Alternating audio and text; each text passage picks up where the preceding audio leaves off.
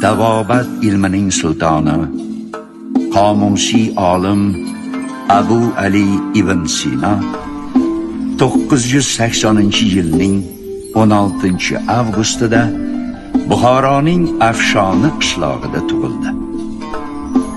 Ilmi va iste'dodi sabab Ibn Sino tibbiyot bo'yicha dunyo sahnasining eng buyuk olimi sifatida e'tirof etiladi. Uning Kitob ash-Shifo hamda tib qonunlari asarlari tibbiyot fanining asosini tashkil etadi. Olimning ilmiy izlanishlari aks etgan ushbu asarlar xalqaro tibbiyot akademiyalari, Yevropaning nufuzli universitetlari, tibbiyotga ixtisoslashgan oliygohlarda eng zarur adabiyotlar sifatida qadrlanadi. Ibn Sino o'z tajribasida jarrohlik amaliyotini birinchilardan bo'lib o'tkazgan.